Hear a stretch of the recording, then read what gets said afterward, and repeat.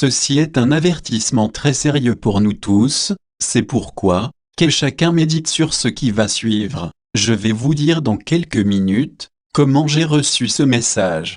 Dans Matthieu 24, la parole nous dit, « Veillez donc, puisque vous ne savez quel jour votre Seigneur viendra. C'est pourquoi, vous aussi, tenez-vous prêts car le Fils de l'homme viendra à l'heure où vous n'y penserez pas. » Matthieu 24, 42 et 44. Prière. Père Saint, je crois que tu envoies présentement tes anges et je crois qu'ils sont en train de réunir tes élus des quatre vents. Le jour du Seigneur approche.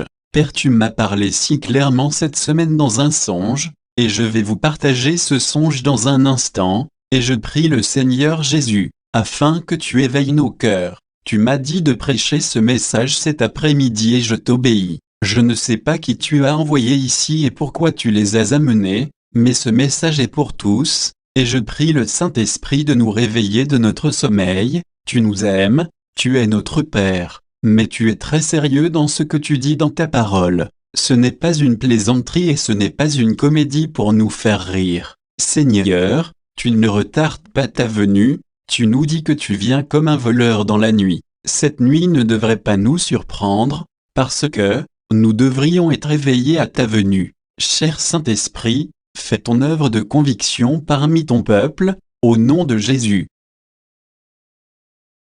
Le songe. Mardi dernier, j'ai eu un songe du Seigneur, et il me parlait de son retour prochain. Dans ce songe, je réalisais que j'étais en train de monter à la rencontre du Seigneur dans les airs. C'était l'enlèvement. Il y avait des multitudes de personnes qui montaient, il y avait une très puissante force d'attraction qui nous élevait dans les airs. Les anges étaient venus nous chercher. Ils entraient dans les maisons et allaient chercher des personnes. Je savais avec certitude que je m'en allais à la maison. Le Seigneur Jésus était venu, et nous étions tous rassemblés ensemble par les anges qui venaient chercher ceux qui s'étaient préparés. Celles qui étaient prêtes entrèrent avec lui au festin de noces et la porte fut fermée. Matthieu 25, 10. Il y avait des milliers et des milliers de personnes qui montaient. Comme l'éclair part de l'Orient et lui jusqu'à l'Occident, je voyais cet enlèvement prendre place comme au ralenti. Je me rappelle, tout particulièrement,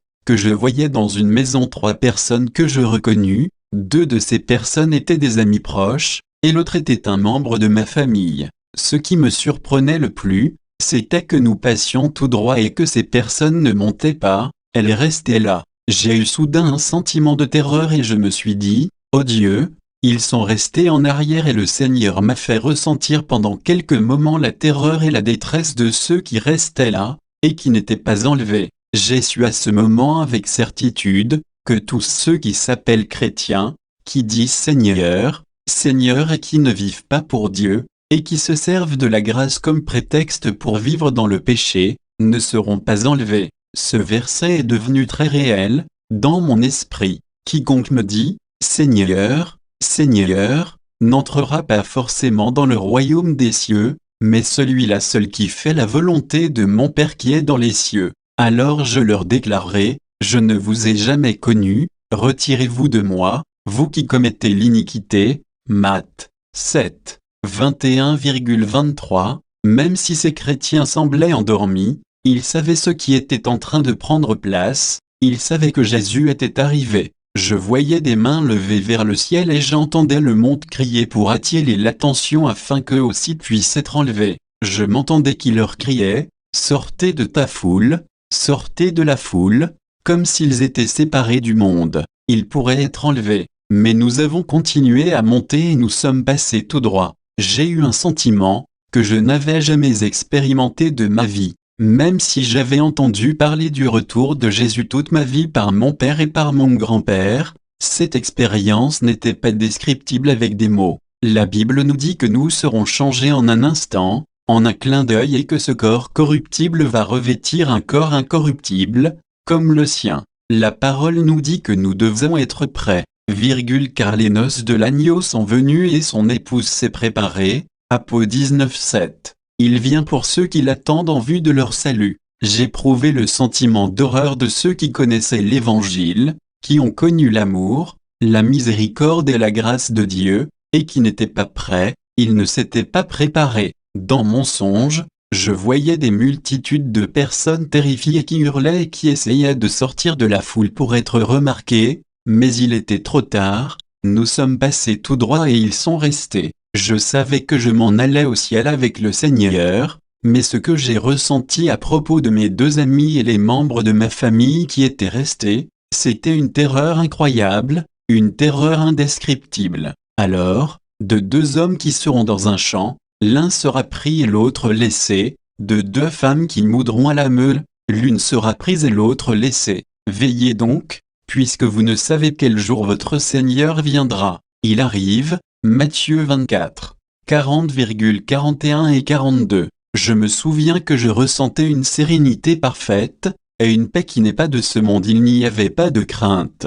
Je voyais des nuages au-dessous, les personnes qui étaient là, avaient revêtu leur corps glorieux. On se regardait tous avec stupéfaction et étonnement. Personne ne pouvait parler, cela s'est fait si vite. En un instant, en un clin d'œil, nous étions tous rassemblés des 4 vents, on ressentait cet amour qui est insondable et qui dépasse toute intelligence. Je savais que j'étais à la maison et que la terre n'était plus, ou je ne l'apercevais plus. Satan ne pouvait plus nous toucher, il n'y avait plus de péché, il n'y avait que pureté et sainteté. Il n'y avait plus de possibilité de se perdre, je suis éternellement avec lui. Tout était absolument indescriptible, nous avions revêtu nos corps glorieux, et il y avait ce sentiment que toute la parole de Dieu était accomplie.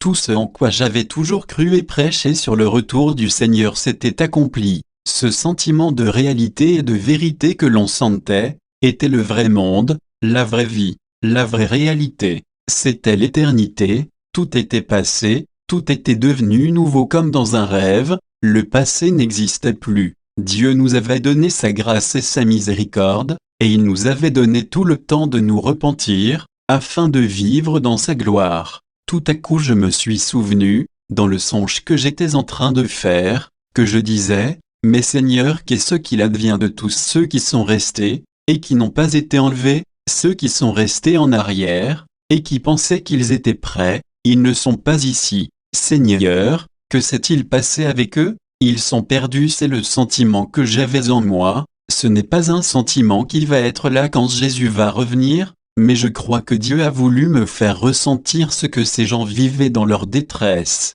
Tout à coup, alors que je pensais à tous ceux qui étaient restés, je me suis réveillé, je me suis assis carrément dans mon lit et j'ai pensé, ceci est le songe le plus incroyable que j'ai eu dans ma vie. Soudain, ces paroles se sont fait entendre dans mon esprit comme un tonnerre. Le fait d'être prêt n'est pas une blague. Je me suis étendu sur mon oreiller et Dieu m'a dit, « Mon peuple ne prend pas cela au sérieux, il en parle, mais la façon dont il vit démontre qu'il ne croit pas que je reviens bientôt et qu'il doit se préparer parce que je viens chercher une église glorieuse, sans tache, ni ride, ni rien de semblable, mais sainte et sans défaut. » F5 à 27. Il y en a beaucoup qui vont rester en arrière parce qu'ils ne se sont pas préparés. Je dis au Seigneur, « Mais qu'arrive-t-il de ta grâce, de ta miséricorde et de ton amour ?» Et le Seigneur m'a dit qu'il était tout cela, mais que le temps de la grâce va bientôt prendre fin. Je pris ma houlette grâce et je la brisai, pour rompre mon alliance que j'avais traitée avec tous les peuples. Elle fut rompue ce jour-là et les malheureuses brebis, qui prirent garde à moi, reconnurent ainsi que c'était la parole de l'Éternel. Zac 11:2.10 et 11. Et mon peuple ne s'est pas préparé. J'ai donné ma grâce et mon Fils pour que le monde se convertisse et pour qu'il se détourne du péché, pour qu'il vive dans la sainteté. Vous serez donc parfaits, comme votre Père Céleste est parfait. Matt 5h48. Offrez vos corps comme un sacrifice vivant, saint agréable à Dieu, ce qui sera de votre part un culte raisonnable. Romains 12:1. De même que celui qui vous a appelé est saint, vous aussi devenez saints dans toute votre conduite. 1 Pierre 1:15. Dans la majorité des églises aujourd'hui on ne prêche plus le retour de Jésus, on ne prêche plus contre le péché et la nécessité de vivre dans la sainteté, que nous devons nous séparer du monde.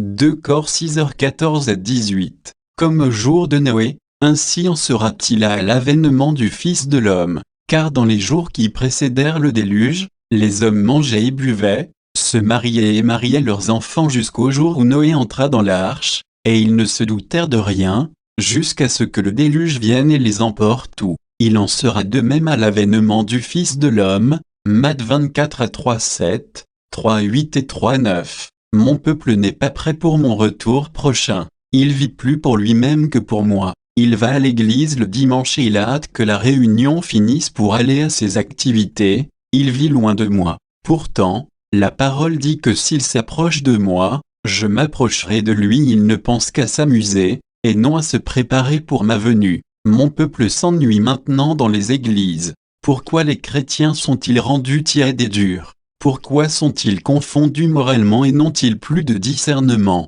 Et pourquoi accueillent-ils n'importe quelle doctrine qui vient de l'enfer? Ils sont tellement attachés au monde et aux choses de ce monde. Pourtant Dieu dit, « N'aimez pas le monde ni ce qui est dans le monde. Si quelqu'un aime le monde, l'amour du Père n'est pas en lui. » 1 Jean 2 à 15. Leur amour pour Jésus se refroidit de plus en plus. La raison en est premièrement que les pasteurs eux-mêmes sont endormis et n'ont aucune vie spirituelle en eux. Le prophète Ésaïe nous dépeint quelques-uns de ces pasteurs. Ces gardiens sont aveugles, sans intelligence, ils sont tous des chiens muets, incapables d'aboyer, ils ont des rêveries, se tiennent couchés, aiment le sommeil, et ce sont des chiens voraces, insatiables, ce sont des bergers qui ne peuvent rien comprendre, tous suivent leur propre voie, chacun selon son intérêt, jusqu'au dernier. Ésaïe 56 à 10 et 11, le verset 9. De toutes sortes d'esprits mauvais, qui se sont emparés des brebis pour les dévorer,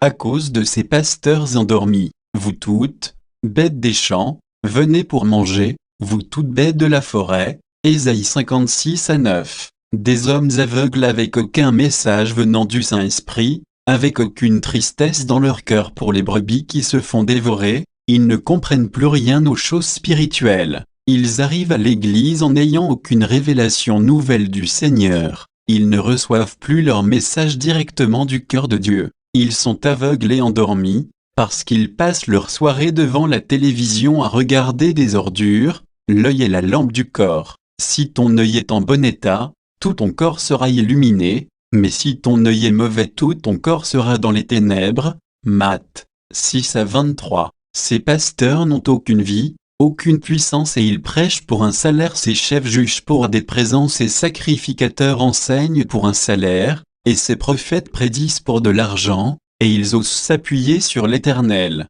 N'est-il pas au milieu de nous? Michée 3:11. Cette attitude est tellement répandue dans l'Église, que ce n'est pas étonnant que nous vivions dans une nation loin de Dieu, et rétrograde. C'est aussi pour cela que bien des églises ferment leurs portes. Il n'y a plus d'hommes de Dieu qui vivent dans la prière et dans le jeûne, et qui cherchent vraiment à connaître Jésus. Pourtant, l'apôtre Paul, presque à la fin de sa vie, faisait cette prière: mon but est de le connaître lui. Phi 3 à 1-0. Il n'y a plus d'hommes de Dieu qui pleurent devant les brebis, sachant qu'il y en a parmi elles qui s'en vont en enfer. Malgré tout cela, nous avons notre part de responsabilité. Même s'il y a beaucoup de pasteurs morts spirituellement et qu'il y a beaucoup d'églises mortes, la Bible nous dit que nous allons avoir à rendre compte pour nous-mêmes. Nous avons la parole de Dieu et le Saint-Esprit pour nous guider, et nous aider à la comprendre. Vous ne pourrez pas au jour du jugement, mettre le blâme sur aucun pasteur ni sur aucune église. Vous avez votre Bible, étudiez-la et apprenez à connaître Jésus par vous-même, et mettez-la en pratique. Ainsi, quiconque entend de moi ces paroles et les met en pratique sera semblable à un homme sensé qui a bâti sa maison sur le roc. Matthieu 7 à 24. Nous n'aurons aucune excuse au jour du jugement. Ceux-là seuls qui sont prêts, vont être enlevés pour se marier avec Christ. Car les noces de l'agneau sont venues, et son épouse s'est préparée. Apôtres 19 à 7. L'épouse s'est préparée. Jésus ne revient pas pour une épouse qui dort, il vient pour une épouse qui l'attend. L'Esprit et un épouse disent, viens si vous aimez vraiment Jésus. Aujourd'hui, le cri de votre cœur va être: Seigneur, qu'est-ce que je dois faire pour être prêt? Nous avons beaucoup à faire pour nous préparer, mais le Saint-Esprit m'en a énuméré 3, alors que j'étais encore dans mon lit cette nuit-là. Ces versets sont venus très clairement dans mon esprit. Premièrement, si donc vous êtes ressuscités avec Christ, cherchez les choses d'en haut, où le Christ est assis à la droite de Dieu. Préoccupez-vous de ce qui est en haut, et non de ce qui est sur la terre. Col 3:1 et 2. Placez vos yeux sur Jésus et sur sa parole et non sur ce qu'il y a dans ce monde. La parole nous encourage à racheter le temps, car les jours sont mauvais. F 5-16. La Bible nous dit aussi quand le Christ votre vie paraîtra, alors vous paraîtrez aussi avec lui dans la gloire. Col 3-4. Si Christ est votre vie, alors vous allez monter avec lui dans la gloire. Ce n'est pas votre carrière, votre travail, vos loisirs et tout ce qui vous retient dans ce monde, qui doivent être votre vie, mais Christ. Je sais qu'il s'en vient une tempête sur ce monde, le Seigneur me l'a fait savoir très clairement, et ceux qui ont des dettes, vont beaucoup souffrir. Le Seigneur nous demande de ne rien devoir à personne autant dans le Nouveau Testament que dans l'Ancien Testament. Le prophète Habakkuk nous dit, sous l'inspiration du Saint-Esprit, « Malheur à celui qui accumule ce qui n'est pas à lui. Jusqu'à quand? Malheur à celui qui augmente le fardeau de ses dettes. » M2A6. Sortez de vos dettes, sortez de vos dettes, les soucis et les fardeaux étouffent la parole en vous. Jésus dit, celui qui a reçu la semence parmi les épines, c'est celui qui entend la parole, mais en qui les soucis du monde et la séduction des biens de ce monde étouffent cette parole et la rendent infructueuse. Matthieu 13, 2. L'esprit de convoitise, toujours plus, ne jamais être rassasié. Tout cela possède vos pensées, tous ces désirs de convoitise empêchent la semence de produire de bons fruits. Ceux qui aiment vraiment Dieu, vont l'aimer de toutes leurs pensées. C'est le premier et le plus grand commandement de Dieu. Je vous dis dès maintenant avec un cœur brisé, il y a une multitude d'hommes qui pensent qu'ils seront aux noces de l'agneau, et malheureusement, ils vont se faire dire, le roi entra pour voir les convives, et il aperçut là un homme qui n'avait pas revêtu un habit de noces. Alors le roi dit au serviteur, liez-lui les pieds et les mains, et jetez-le dans les ténèbres du dehors, où il y aura des pleurs et grincements de dents. Matthieu 22-11-13. Ceux qui aiment vraiment le Seigneur, passent du temps avec lui, en sa présence, tous les jours, pas seulement 5 minutes le matin. Comment pouvez-vous me dire que vous l'aimez si vous le négligez jour après jour?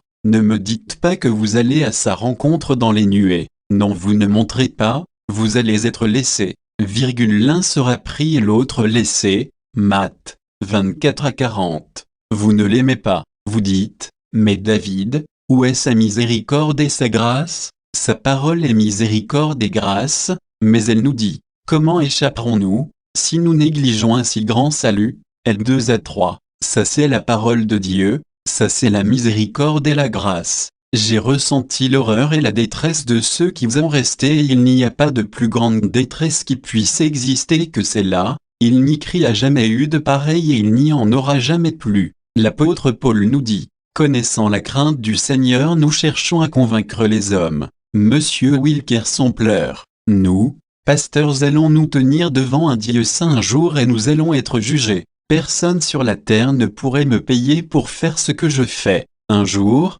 je vais avoir à rendre compte devant Dieu et je peux vous regarder droit dans les yeux avec un cœur brisé et avec la miséricorde et la grâce de Dieu que je n'ai rien à me reprocher. L'apôtre Paul nous dit, connaissant ta crainte du Seigneur, nous cherchons à convaincre les hommes. La Bible dit, n'abandonnons pas notre assemblée, comme c'est la coutume de quelques-uns, mais exhortons-nous mutuellement, et cela d'autant plus que vous voyez le jour approcher. Car si nous péchons volontairement après avoir reçu la connaissance de la vérité, il ne reste plus de sacrifice pour les péchés, mais une attente terrifiante du jugement et de l'ardeur du feu prêt à dévorer les rebelles. Si quelqu'un a violé la loi de Moïse, il est mis à mort sans pitié, sur la déposition de 2 ou 3 témoins. Combien pire, ne pensez-vous pas, sera le châtiment mérité par celui qui aura foulé aux pieds le Fils de Dieu, tenu pour profane le sang de l'alliance par lequel il avait été sanctifié et outragé l'esprit de la grâce.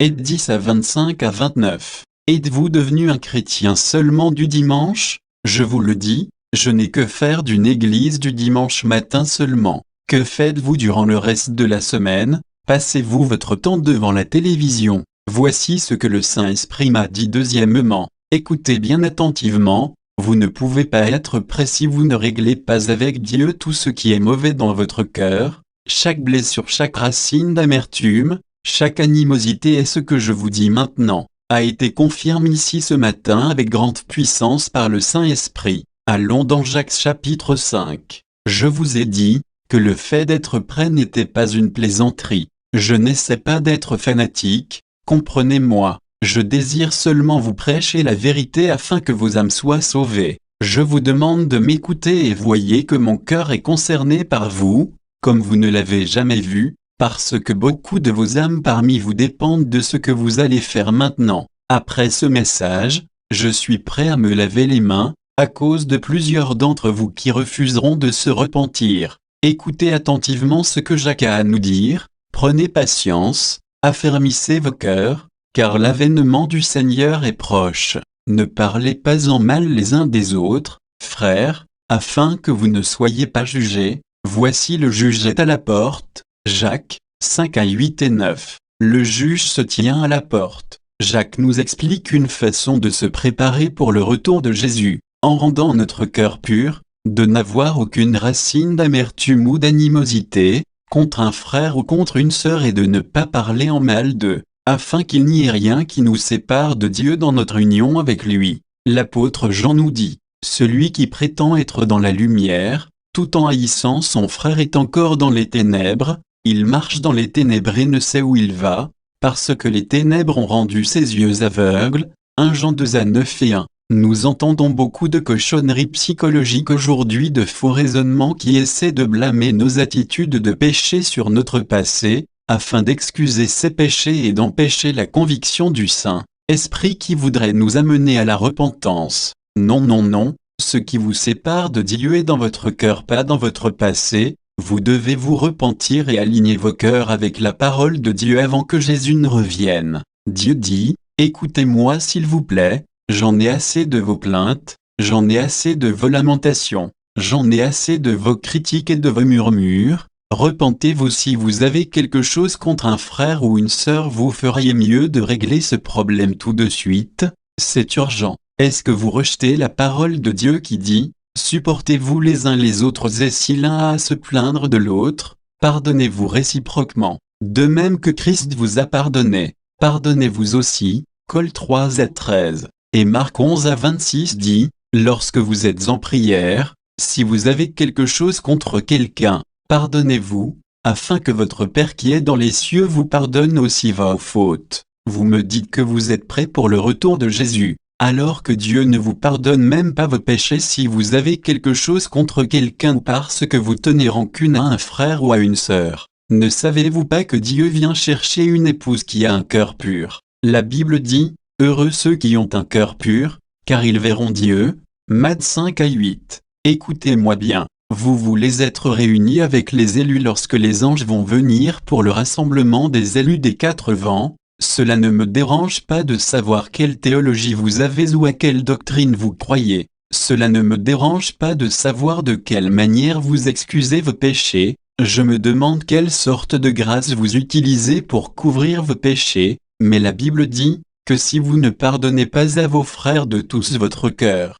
votre Père ne vous pardonnera pas non plus, et vous allez mourir dans vos péchés. Vous allez mourir dans vos péchés. Oubliez que vous êtes prêts pour le retour de Jésus. Vous allez mourir dans vos péchés si vous ne vous repentez pas, peu importe ce qu'ils vous ont fait, la parole vous dit de pardonner. C'est certain et très clair dans la parole que tout chrétien qui ne pardonne pas, ne peut être sauvé. Maintenant cela va devenir un petit peu plus sévère. Allons ensemble dans l'évangile de Matthieu, chapitre 24, 48 à 51. S'il vous plaît, remarquez que ce serviteur était un chrétien, mais il a développé un cœur mauvais. Voyez, il appelle Dieu, mon maître, il appelle Dieu son maître et parle même de son retour. Mais si c'est un mauvais serviteur qui se dit en lui-même, mon maître tarde à venir, s'il se met à battre ses compagnons de service, et s'il mange et boit avec les ivrognes, le maître de ce serviteur viendra le jour où il ne s'y attend pas et à l'heure qu'il ne connaît pas,